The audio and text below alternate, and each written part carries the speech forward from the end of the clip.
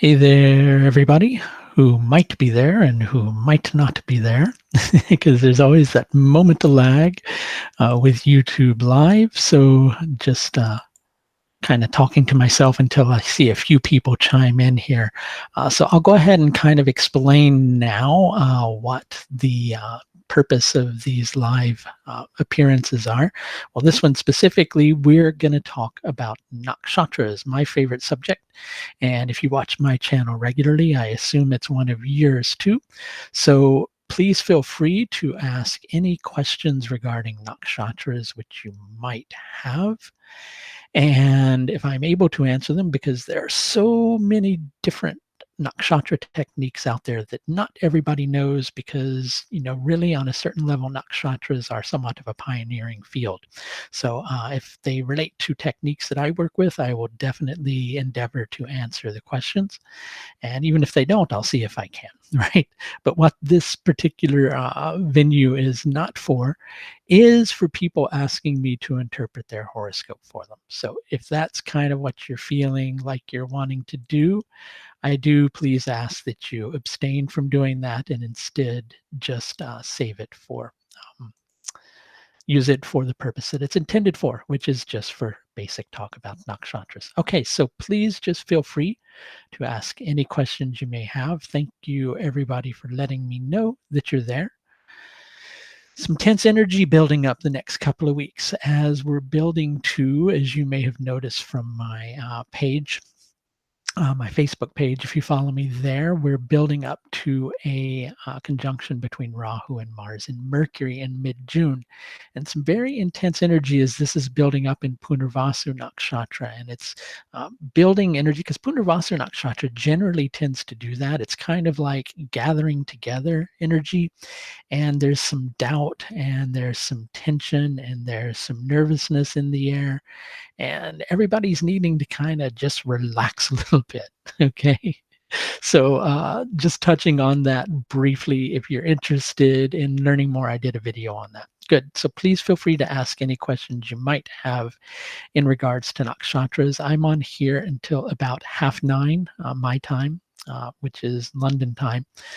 So if you want to ask your questions, please pop them in the chat box now. I see there's some people here, but I'm not getting people's messages yet. And sometimes I find with my browser, I have to refresh it. So I'm going to give that a go now and see what happens and see if I'm actually missing some questions from a person or two here and there. Okay, why is Purva Ashada Nakshatra very unlucky? Okay, if you've watched my videos regularly, you'll know that I'm not the type of person who considers certain nakshatras unlucky or lucky, because nakshatras are there to grow the individual. That's not unlucky. That's very lucky, right?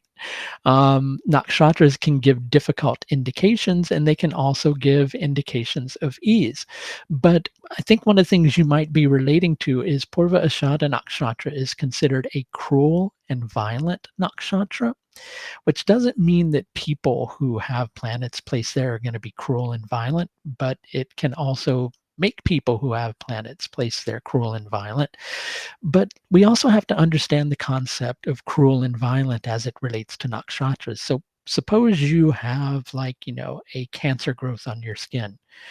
Doctor's going to need to use like a surgical tool to get rid of that cancer growth. That's violence, but it's to get rid of something that's not good, right? So that's how it functions within the realm of nakshatra. So that might be why some people try to claim that Purva Ashada Nakshatra is unlucky, but it's not unlucky. It just has some intense energy associated with it. Okay, so feel free to ask any other questions that you might have. While I have enough people here, I wanted to mention that I recently added a new consultation to my website. It's a full nakshatra analysis consultation. What I do in this consultation, which is 90 minutes long, is look at each of the person's planets and all the nakshatras that each of their planets are in, and look at the subtle interaction between those planets using specific techniques like final dispositorship, looking at a very special strength judging technique that I use in order to determine whether a nakshatra is going to function in more of its difficult polarity or more of its positive polarity, offering the individual some guidance in terms of how to work well with those energies and how to begin to bring things back into alignment.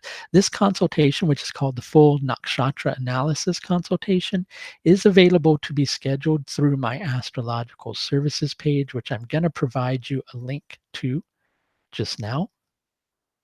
And in addition to that, if you schedule tonight before 10:30 p.m. London time, which yes is an hour and a half from now, so it's just a 1.5 hour offer, you get a 10% discount using the discount code 30th, which is all one word, and I just copied and pasted it in the chat window. Okay, so let's see some more questions from people.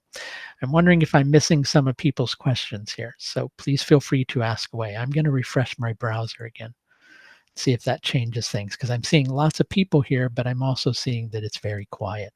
Okay. So please feel free to ask any questions about any nakshatras that you may have. And hello to all of you. How much attention is to be given to the nakshatra, lagna, moon, sun, or atmakarika? It's not a matter of one necessarily being more important than the other. Each nakshatra is important for its own very specific reasons. You don't give more credit to one over the other. You look at all of them for the very specific reasons that they relate to, like the lagna. That's going to be on many levels how you are. Right, is the same as the atmakarika is the potential of you on many levels. Atmakarika is many other things aside from that. I'm just trying to give you an idea. So you have to look at all of these for their own very specific reasons, not just that one is more important than the other. Okay. Mercury debilitated in Pisces, but in Revati Nakshatra. Okay. So here's the thing to understand. A planet in its own nakshatra does not become necessarily stronger. Uh, Planets in their own nakshatras don't work in the same way as planets in their own signs, because really on a certain level, nakshatras don't really have, even though I use the term dispositor myself, they don't really have lords, or rather they do, but it's different sometimes for different nakshatra dashas, right? Like we have, Vimshotri dasha, Ashtotri dasha. Different dashas sometimes have different planets connected to the nakshatras. So it's important to understand that nakshatras and their dispositors don't work in the same way that basically planets in signs do. So therefore, a planet in its own nakshatra won't naturally get strengthened by being in that nakshatra. It may be somewhat familiar with the energy, but it doesn't mean that it functions better. So if it's a debilitated Mercury in Revati, then there can be some difficult indications from Revati Nakshatra associated with that. But in certain areas of life, it may play out better because, hey, we have all these different Varga charts, right? And planets can be different in different Varga charts. All right, so let's see some other questions here. Okay. So again, I'm going to remind people, I'm not here to interpret your horoscope for you. If you want me to do that, I do offer a full nakshatra analysis. I just mentioned that. I just added a new consultation to the site. Here's the link to my site. That and also all my other intensive range of consultations are available at a discount for the next hour and a half, approximately until 10:30 p.m. London time, using the discount code 30TH for 30th. Okay, so let's see what else some other questions are. I'm going to skip over questions that seem to me like the person's wanting me to interpret their horoscope, so please forgive me for that. Okay. In regards to Ardra being a sharp, difficult nakshatra, I wouldn't say it's a sharp, difficult. It's a tikshna and daruna, which means sharp and harsh. Harsh doesn't necessarily mean difficult, right? Sometimes we have to be harsh in order to get things done. Sharp nakshatras sometimes mean that we are walking the razor's edge with something. And so we have to be very sharp in association with that. And sometimes planets in sharp nakshatras can be very abrupt.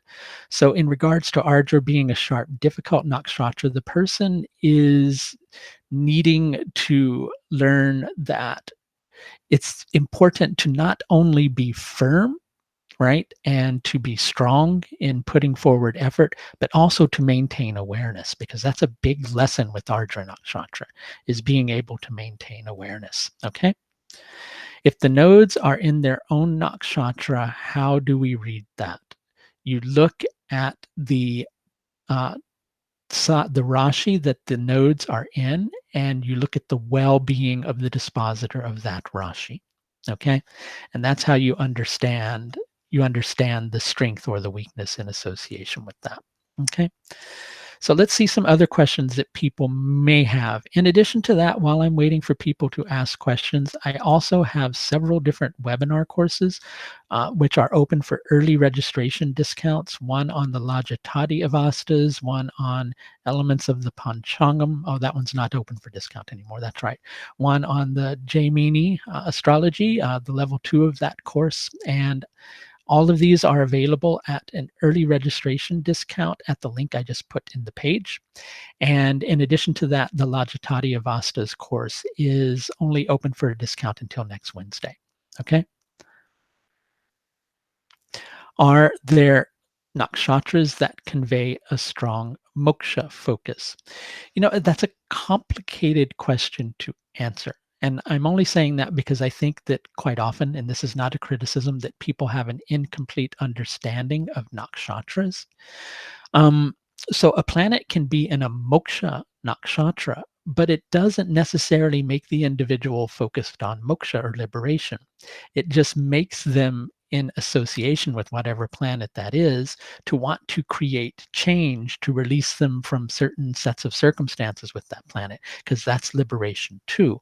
So whilst there are nakshatras that have a strong moksha focus, at the same time, if there's a weak planet that's in it and perhaps the dispositor of the nakshatra itself is weak, then that doesn't create for a strong moksha focus, if you understand what I mean. It creates a desire to be free, but a difficult time in realizing that. Okay. How will be the conjunction of the dispositor of the nodes? Okay, so there is not a precise answer to that question, okay, because it's going to be different in relevance to each individual horoscope, right? So it's going to depend on the strength of the particular planets that are conjuncting each other, right? So it's not the simplest question to answer. It's on a per horoscope basis that question would have to be answered. Okay.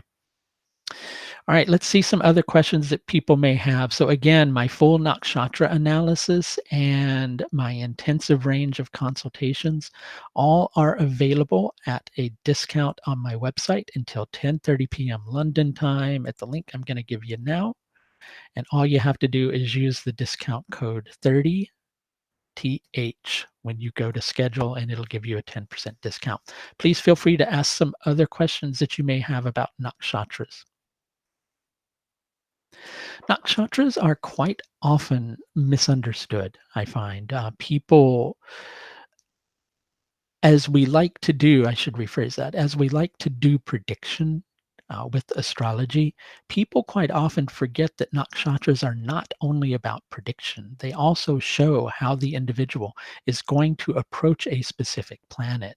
And when that planet is somewhat out of alignment in the horoscope, then the person's going to be somewhat out of harmony in their approach with that planet. And it's the same with the dispositor of the nakshatra. If it's encountering some weakness or some affliction, then it's going to create some problems in terms of how the individual is approaching that planet as well. So what's most important to understand with the nakshatras is how we can bring our life back in harmony by growing the planets in a positive way rather than relating to them in an inharmonious manner. So life isn't just about, I like using the analogy of God giving us cookies and, everything going really wonderful, or God is giving us really horrible things. It's also about resolving our karma and how we interact with those factors in our horoscope that helps us to make a difference in our life. Okay, let's see some more questions. Please feel free to ask anything, but please don't ask things about your own horoscope chart. Okay, but any questions you may have about nakshatras, please feel free to ask. What do you want to know about the Purva Falguni Shatabisha axis? What in specific are you wanting to learn? I can give you some general things about it, right? The Falgunis on one level, Purva Falguni and Uttara Falguni, are about recognizing on many levels what we're here to do, okay? And deciding how best we're going to approach that, right? Uh, Establishing the confidence to kind of set off on our journey in order to explore those things.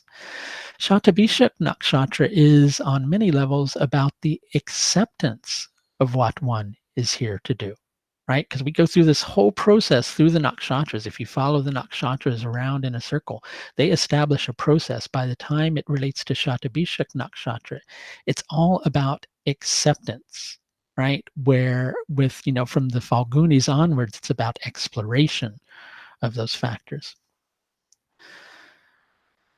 It's not necessarily that Purva Falguni is more outwardly focused and Shatabishak is more introverted, right?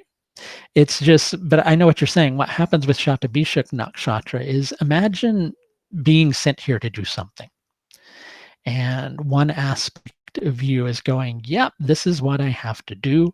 But the other part of you goes, but I don't really want to do that, because they would much rather withdraw from the world, right? And so I see what you're saying. On one level, Purva Falguni, is seemingly more wanting to interact, but it's not necessarily so, because Purva Falguni also relates to a gathering together phase in the cycle of nakshatras. It's the pulling together of wisdom, the connection with oneself. But quite often we do that through interactions with others. And Purva Falguni does tend to have this relationship focused dynamic to it. And so that's perhaps why it seems that way. Please feel free to ask any other questions you may have, people. I am here for about another 10 minutes, and then I'm going to have to move on. When eclipses, if I can say eclipses, when eclipses happen in a particular nakshatra, what is the learning? Okay. Well, let's look at the dynamics of eclipses, first of all. The dynamics of eclipses are that the Atman, which is the sun, and the soul, so to speak, and the manas, or the sensory mind, which is the moon, are either opposite each other while there's a connection with the nodes, or conjuncting each other while there's a connection with the nodes, right? So on a certain level, there's a momentary seeming disruption of that connection, right? That disruption is going to initially establish, and this is going to sound really confusing, it's going to establish some confusion, and that's what I was going to say, but it's also confusing saying that, so that we get forced down a path that helps us to sort something out in alignment with the nakshatras. So for instance, as we're looking at the approach of a solar eclipse in Punarvasu nakshatra, right? It's a manner of creating confusion about the journey ahead so that one sorts through it and thinks about it. Punarvasu is so much more than that. I'm just giving you a simple thing. If I were to kind of tell you every single aspect of every single nakshatra, I could talk for hours with that and still not complete that talk, or even just one nakshatra, I couldn't complete that talk. Okay, so nakshatras are very multifaceted. So, in just saying that about Punarvasu nakshatra, Punarvasu nakshatra is, on many levels, it's related to as gaining wealth and substance. So it's a building ground for one's exploration. That's why I said Punarvasu is like that. Purva Falguni is like that too. Two very different manners that they're like that. But with eclipses in Punarvasu nakshatra, it can be about, specifically this particular eclipse, an exploration of direction about which there is confusion, but it forces one down a path because one has to pick a particular direction and pull energy together. Okay, let's see what else we have here. By the way, one more mention. If you would like a full nakshatra analysis, which is a look at every single planet in your horoscope in its specific nakshatra, and even taking a look at where the dispositors of that nakshatra are placed and the unique interaction that makes you you through the nakshatras that are present in your horoscope, that and the rest of my intensive range of consultations are available at a 10% discount until 10:30 p.m. London time tonight using the discount code 30TH, which I just put in the window. And please head over to the page and schedule a consultation with me. And then you can find out about all those questions about your own particular nakshatras, which you want to ask me here. Okay, let's see what we've got going on here.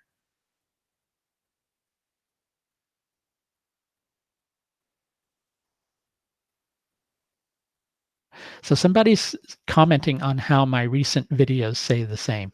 If I'm doing daily videos about planets through nakshatras, there's a general theme because what I'm looking at is the interaction of all the planets. That's one factor. One factor I'm looking at is planetary dispositorship upon amongst other things like panchangam elements and things like that.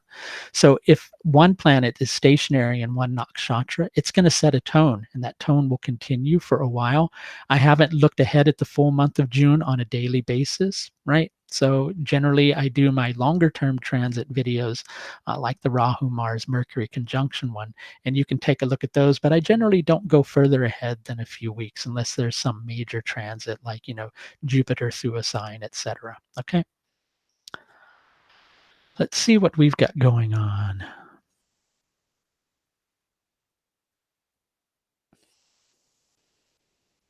Is it the challenge for a person to move towards one's Rahu Nakshatra energy lessons and not get stuck in what's comfortable or familiar in Ketu Nakshatras? Not necessarily, because sometimes it's very necessary to go back into that Ketu Nakshatra for the space of integration. What tends to happen with the nodes is a fluctuation from one extreme to the other, where the point is to establish a balance that carries you forward towards evolution rather than an imbalance of being completely in the direction of Rahu and an imbalance in being completely in the direction of Ketu. It's about uniting the nodes and, yes, their individual nakshatras to see how you can learn the best of it. Okay, let's see some other questions we may have.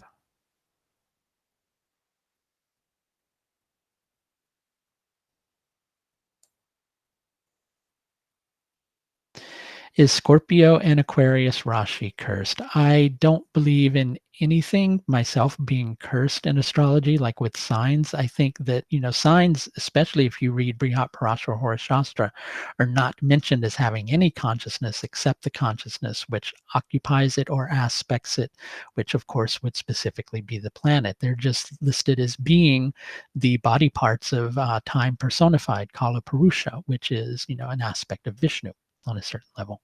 Okay, but they're the body parts. So without Vishnu in them, there's nothing there. Okay, have I noticed? I'm trying to sort through this question. Have I noticed some effect for natives with moon in Uttara Ashada, being that it is mongoose with no female counterpart? I'm not really sure what you mean there. So if you could elaborate, please.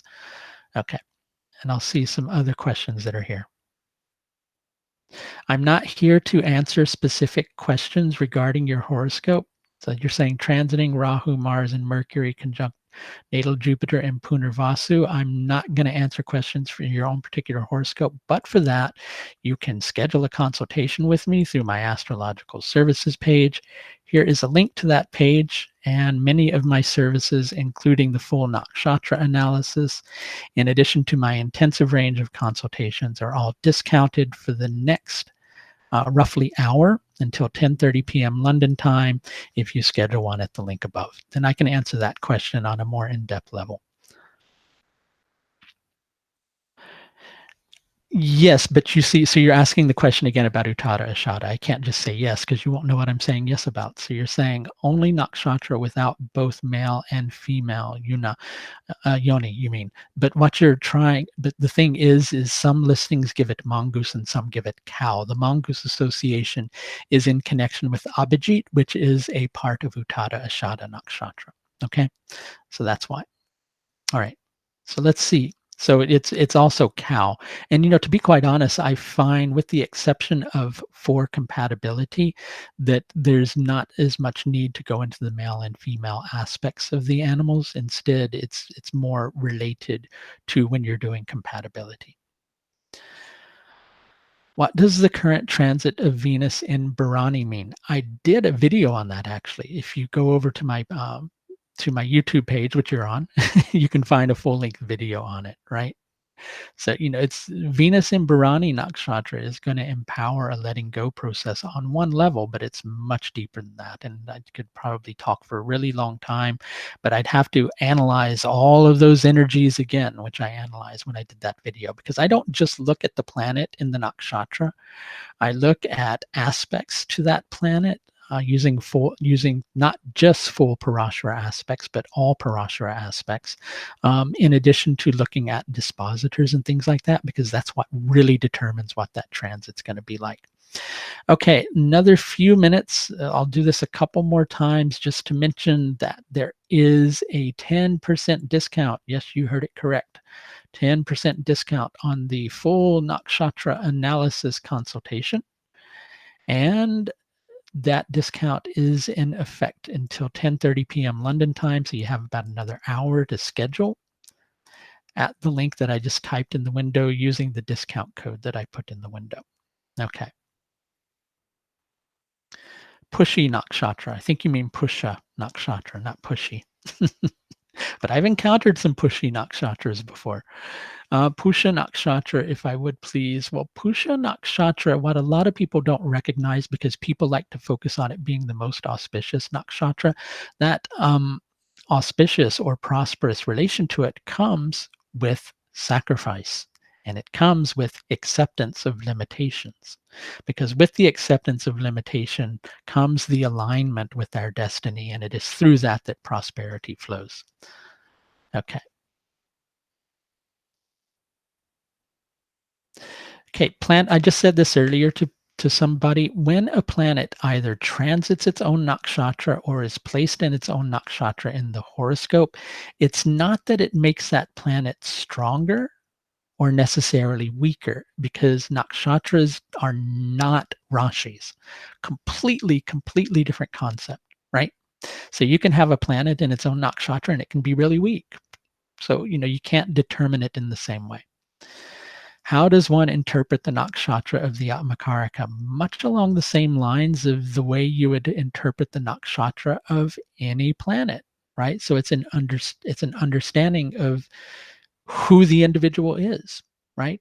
And so if you look at the Atmakarika and its nakshatra, and the moon and its nakshatra, and the sun and its nakshatra, right? And the ascendant and its nakshatra, and yes, even the Lagnapada and its nakshatra, right? Then you will get a complete understanding of who that person is. And if you look at the Lord of the Ascendant and where it's placed and what nakshatra it's in, it'll give you another aspect on the person, because we're all very multifaceted. All right, I'm running out of time tonight because I have to go to deal with some other matters here. So once again, 10% discount on the full nakshatra analysis available through my site, and also the rest of my intensive range of consultations, which all contain a complete, that's hard to say, contain a complete karmic analysis within them. So you can schedule those through my services page using the discount code 30TH for 30th at the link that I gave you. In addition to that, I wasn't waving, I was moving my hand away from the mouse. A full range of webinar courses which are available. There are 4 webinar courses which are presently open for discounts. One of those, the discount ends next Wednesday, which is the Lajatati Avastas course. The discount is applicable either by trimester or payment in full, and I just gave you the link to my webinar courses page. So thanks a lot again for stopping by. Next time I come on, I'll try to be here for a little bit longer. Bye now.